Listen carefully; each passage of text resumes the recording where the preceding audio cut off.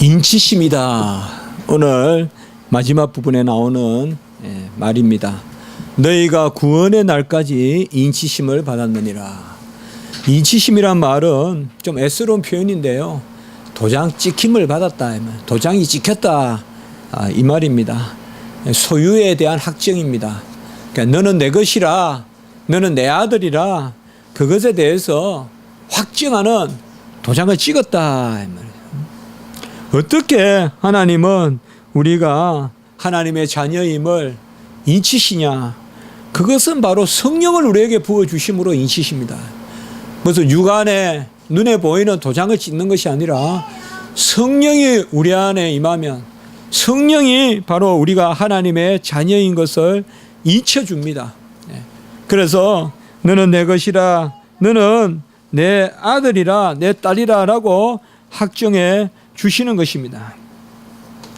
이러한 성령의 인치심이 있기 때문에 우리도 성령 안에서 자라가고 성령 안에서 호흡하게 됩니다.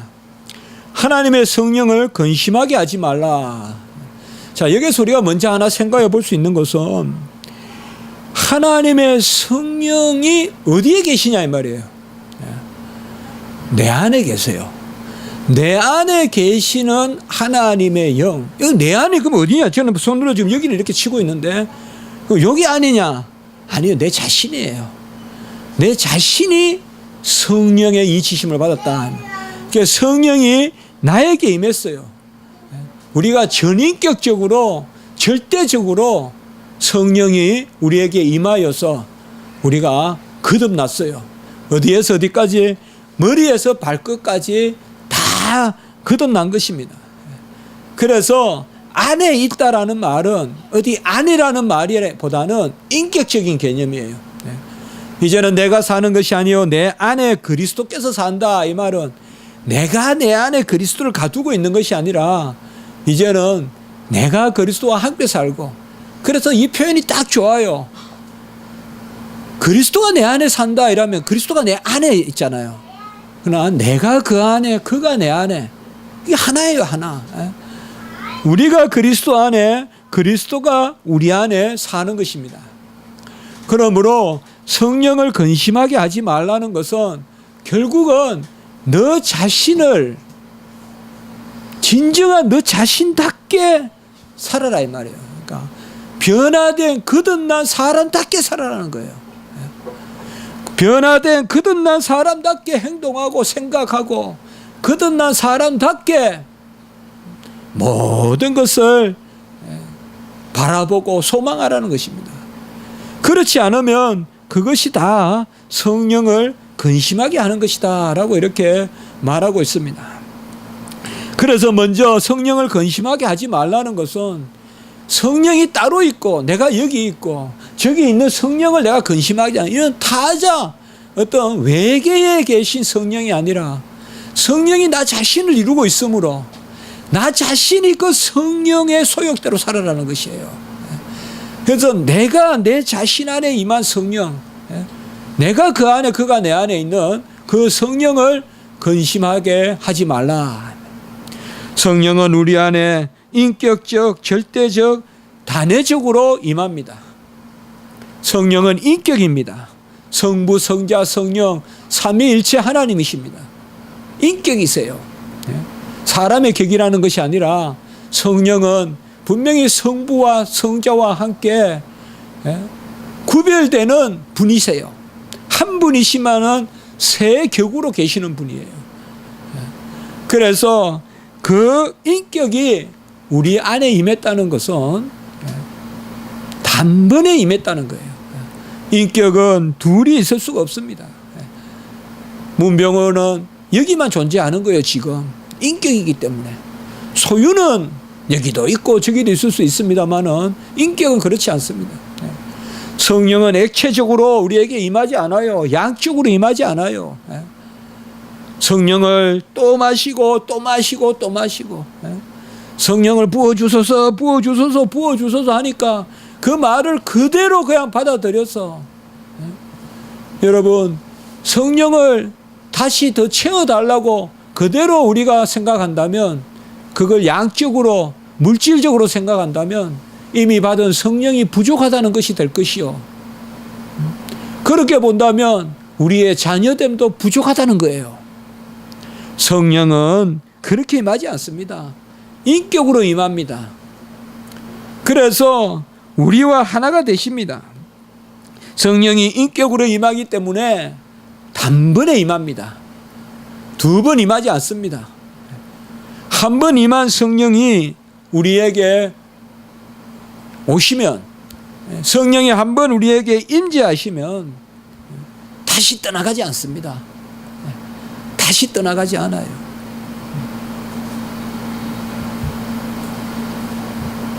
완전히 거듭났기 때문에, 거듭남은 하나님이 인치시는 거예요. 여기에 구원의 날까지 인치시는 거예요.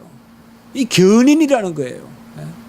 인치신다는 것은 성령이 임해서 우리 안에 그 성부, 성자, 성령, 하나님, 그 하나님의 영이 우리에게 임하여, 오늘 하나님의 성령이라고 했죠. 하나님의 성령이 우리에게 임하여 인쳤어요. 인쳤다는 말은 너는 내 것이고 네가 내 안에, 내가 너 안에, 이게 인침이에요. 하나가 되는 거예요. 우리가 하나가 되는 거예요. 성령이 인쳐서 하나가 돼요. 그래서 이 인치심이 구원의 날까지 계속된다, 이 말은 영원히 계속된다, 이 말이에요. 한번 우리에게 임한 성령은 떠나가지 않습니다. 떠나가지 않아요. 사실 성령이 임하면요, 우리 자신이 거듭나는 거기 때문에 이제 더 이상 애것은 없어요. 같이 합시다. 이전 것은 지나갔으니 보라 새 것이로다. 우리가 고린도 후서에서 그렇게 말하고 있다 이 말이에요. 5장 8절이죠. 이전 것은 지나갔으니 보라 새 것이 되었도다. 새 것이라는 말은 일부분이 아니에요. 이제 문병호 자체가 새 것이에요. 머리 끝에서 발끝까지 다 새 것이에요. 이제 새 것이에요. 뭐냐? 문병호의 인격이 이제는 사망에 속한 것이 아니라 생명에 속하고, 우리가 창세기적 표현을 쓰면 사람의 육체의 아들로만 사는 것이 아니라 이제는 하나님의 자녀가 되는, 그것이 바로 성령이 우리에게 인격적으로 단회적으로 임하였기 때문에 그래요. 이러한 성령은 절대적으로 임해요. 또한 이 말은 뭔가 하면 우리에게 기대어서 성령이 임하는 것이 아닙니다. 성령이 한번 임하면요, 그냥 거침없이 우리에게 들어옵니다. 뭐 우리가 준비해서 들어오는 것도 아니에요.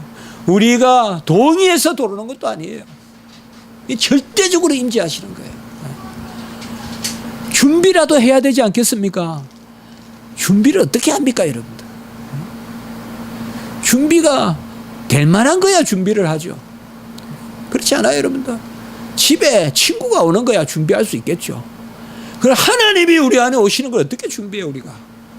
하나님이 우리 안에 오시는 걸 어떻게 준비해요? 준비로 말하면 평생에도 모자라겠죠. 절대 거룩하시고 절대 빛이신, 해전하는 그림자도 없으신 분이 우리에게 오는데 어떻게 준비해요? 절대적으로 임해요. 상대적으로 안 임해요. 너니까, 너 요 정도 했으니까 내가 들어갈게. 너 요 정도 사람이니까 내가 들어갈게. 이렇게 상대적으로 임하지 않아요. 그냥 너는 내 것이라 정하시면 들어가세요. 그 성령이 우리 안에 들어와 계시는 것입니다.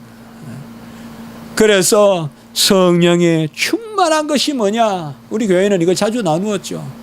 내 안에 임하신 성령이 마음껏 사는 것이 성령 충만인 거예요.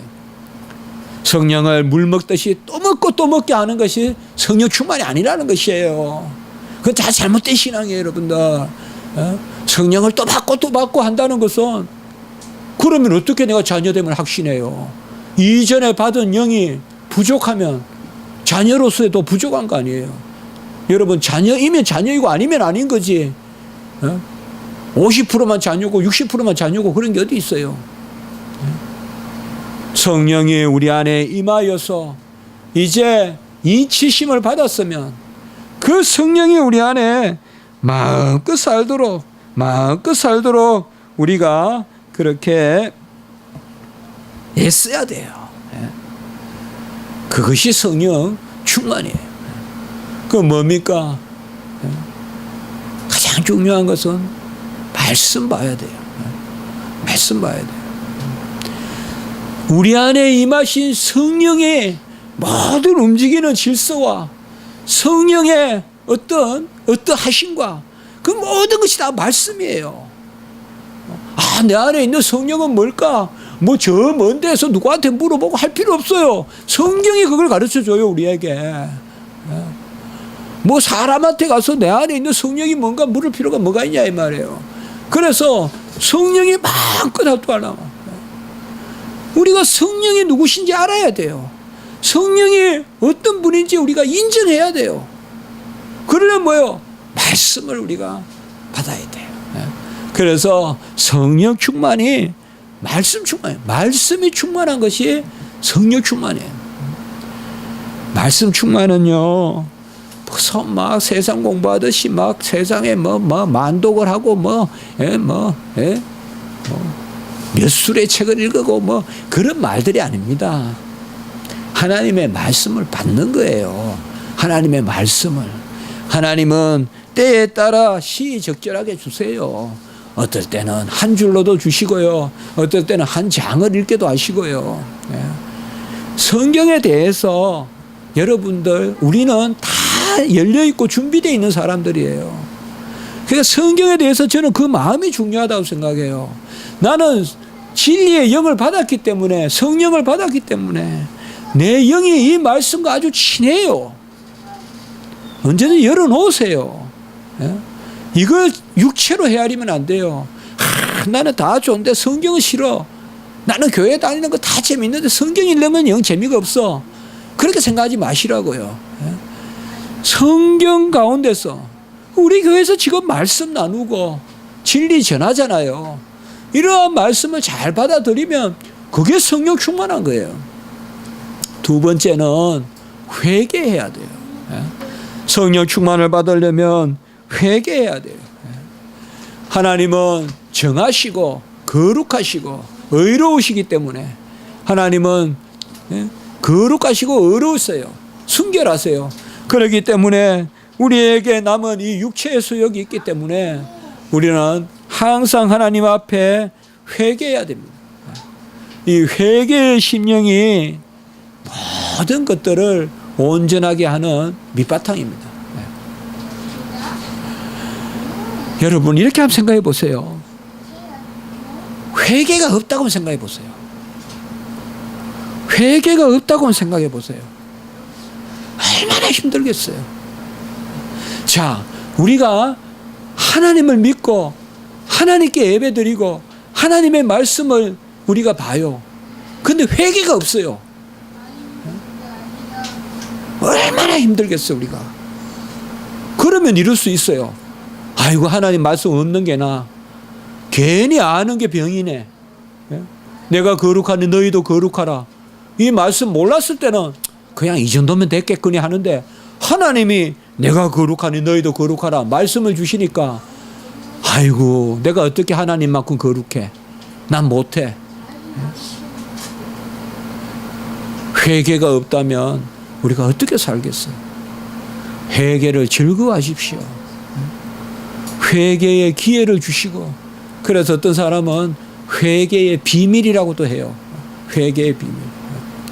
하나님이 우리에게 말씀을 듣게 하시고 그 말씀대로 우리가 온전히 쫓아 살지 못할 때 우리가 회개할 수 있게 하신 거예요. 이 회개할 때 또 우리가 성령이 충만해지는 거예요. 여러분, 회개의 기도 너무 심각하게 안 해도 돼요. 뭐 구하는 것도 사실 그렇지만은요, 구하는 것은 내가 무엇을 구하는지 모르기 때문에 많이 하나님의 의견을 여쭤야 돼요. 그리 아니하실지라도. 그래서 구하는 기도를 많이 하세요. 그러나 저는 회개의 기도를 길게 하라고 말하고 싶지는 않아요. 회개의 기도는 우리가 헤아려지는 죄를, 또 헤아릴 수 없는 근본적인 우리의 부족함과 연약함을 하나님 앞에 토설하면 돼요. 토설하면. 회개한다고 또 내놓고 또 내놓고 또 내놓고 할 필요는 없어요. 그거 할 필요 없어요, 여러분들. 회개는 하나님 앞에 내 마음을 모아서 내가 무엇을 잘못했는지 기억되는 대로 하나님께 잘못된 것을 구해요. 어떻게? 말씀에 비추어서 구하면 되는 거예요. 주님 사랑하라 하셨는데 미워했어요. 주님 판단하지 마라 그랬는데 판단했어요. 주님 오리 가자면 십리 가라 그랬는데 동행하는 것을 내가 귀찮아했어요. 그런 것들에 대해서 우리가 말씀에 비추지 않으면 회개할 수 없어요, 여러분들. 말씀 모르면 회개할 수 없어요. 그래서 말씀을 받는 대로 우리가 회개하는 거예요. 주일날 말씀도 듣고, 그 중요한 거예요, 여러분들. 아무것도 아닌 것 같아도, 그냥 떠내려가는 말씀 같아도 들은 사람은 기억을 하는 거예요, 그거를, 내 심령이. 그래서 하나님 앞에 회개하고, 또 우리는 모르면서 짓는 그런 부지불식간의 죄가 있어요. 알지도 못하고 인식하지도 못하는 부지불식간의 죄가 있어요. 모른단 말이에요. 상대편이 나 때문에 끙끙 앓고 내 한마디로 잠을 못 자고 있어도 나는 모른단 말이에요. 몰라요, 여러분들. 길을 다 앞에 가로막고 가는 사람은 뒤를 잘 안 돌아보니까 몰라요. 뒤에 가는 사람이 얼마나 앞에 지금 길을 막고 있는지를 몰라요. 우리는 모르면서 내가 매일 뒤에 안 보잖아요. 내가 그냥 길을 걸어가고 있어서 다른 사람 길을 막은 경우도 있을 거예요, 많이. 산에 가다 보면 그럴 때 있잖아요. 간혹 내가 그럴 때도 있겠고 다른 사람이 그럴 때도 있잖아요. 부부간에 아주 정겹게 걸어 내려가는데 사실은 둘은 좋은데 뒤에 따라가는 나는 그냥 내 길을 가로막고 있는 거죠, 앞에서. 그럼 우리가 부지불식간의 죄라고 할 수 있어요. 남 모르게 내가 남을 불편하게 한 거죠. 이런 것은 또 하나님 앞에 내가 내어놓으면 돼요. 회개하고, 그 다음에 뭐냐, 세 번째는 성령이 우리 안에 임하여 떠나가지 않기 때문에 그 성령의 충만함을 받은 사람은 기도하라 이거죠. 기도하라는 거예요. 왜요? 기도는 하나님의 뜻을 이루는 유일한 통로예요. 하나님은 자신의 뜻을 이루실 때 자신이 원하는 것과 우리가 원하는 것을 일치시키기를 원하세요. 그게 하나님께 영광이 되거든요. 그래서 기도하게 하는 거예요. 우리가 구하여 얻게 하고 두드려서 문을 열어주시게 하고 찾아서 찾게 하는 거예요. 이러한 것이 우리 안에 있을 때 우리는 그것이 성령이 충만한 거예요. 에베소서 1장 13절의 말씀에 보면 그 안에서 너희도 진리의 말씀 구원의 복음을 듣고 또한 그 안에서 또한 약속의 성령으로 인치심을 받았느니, 에베소서 1장 13절에 말하고 있죠. 예수 안에서 구원의 복음을 듣고 예수 안에서 성령의 인치심을 받았어요. 우리는 다 도장이 찍힌 거예요. 성령이 우리에게 도장을 찍었어요. 그래서 우리 안에서 하나님의 자녀라는 것이 성령이 증언해 줘요. 로마서 8장 16절. 오늘 아침에도 이 말씀을 제가 한번 인용했어요. 성령이 친히 우리의 영과 더불어 우리가 하나님의 자녀인 것을 증언하시나니. 내가 어디 도장이 찍혀 있습니까? 옛날에 이거 낙인이라 그러죠. 낙인. 낙인은 본래 짐승에게만 찍는 건데 이제 노예에도 막 찍었잖아요. 옛날 뿔이나 이런 거 만딩곤 이런 소설 같은 데 보면 노예도 막 이 낙인을 찍잖아요. 근데 우리는 어떤 인침을 받았느냐? 바로 성령의 인침을 받아서 성령이 우리 안에 임하면 하나님의 자녀인 것을 증언하나니라고 이렇게 말씀하고 있습니다. 그리고 요한복음 14장 20절에 보면 그날에는 내가 아버지 안에 너희가 내 안에 내가 너희 안에, 아까 말씀을 드렸죠. 우리는 사실 이 두 가지 같이 이야기하면 좋아요. 성도의 신앙생활 할 때 그리스도가 내 안에까지만 하면 자꾸 그리스도가 내 안에 갇히는 것 같아요. 내가 그리스도 안에 이러면 그리스도와 내가 하나가 되는 거예요. 그리스도가 내 안에, 주님 내 안에, 내가 주님 안에, 주님 내 안에, 내가 주님 안에. 금방 찬송 우리 들었지만 주님 내 안에, 주님 내 안에, 주님 내 안에 거하시고 또 내가 주님 안에, 내가 주님 안에. 요한복음 14장 20절의 말씀입니다. 우리는 구원의 날까지 성령의 인치심을 받았습니다. 그러므로 성령을 근심하지 말게 해야 돼요. 곧 성령이 마음껏 살도록 해야 돼요. 성령이 내 안에서 마음껏 살면 빛이 움직이는 거예요. 빛의 역사가 일어나요. 향기의 역사가 일어나고 그 일을 위하여 말씀과 기도와 회개와 이런 것들이 바로 성령 충만이다. 이것이 오늘 우리에게 주는 하나님의 말씀입니다.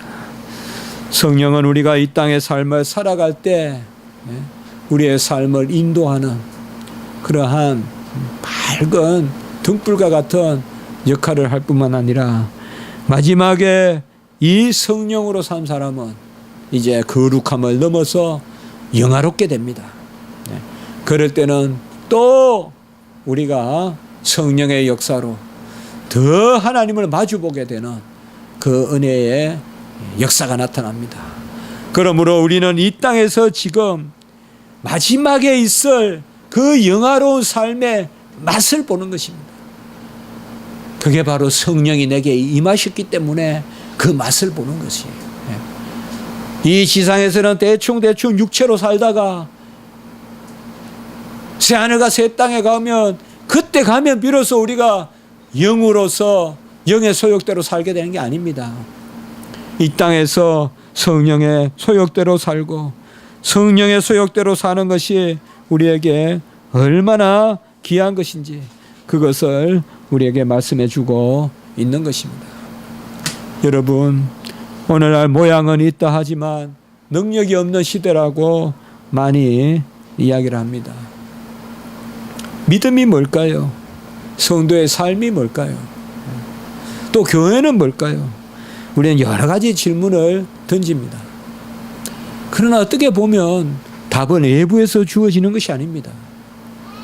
내 안에 성령이 임하고 그 성령이 내 안에 임하였는데 그 성령이 하나입니다. 그 성령이 하나이기 때문에 우리가 서로 하나가 되고 에베소 4장 4절에 보면 몸이 하나요 성령도 한 분이요 부르심도 하나고 주도 하나고 믿음도 하나고 세례도 하나고 라고 이렇게 말씀하고 있습니다. 우리에게는 성령의 임재가 있습니다. 똑같이 걸어 다녀도 우리는 영에 속한 사람들입니다. 그것을 믿는 것입니다. 그 영이 믿게 하는 것입니다.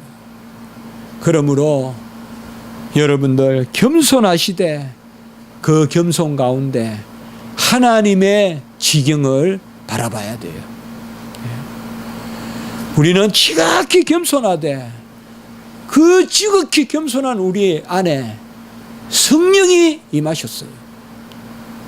전능하시고 모든 만물을 운행하시고 조성하시고 주장하시고 모든 만물을 새롭게 하시는 그 성령이 우리에게 임하였어요.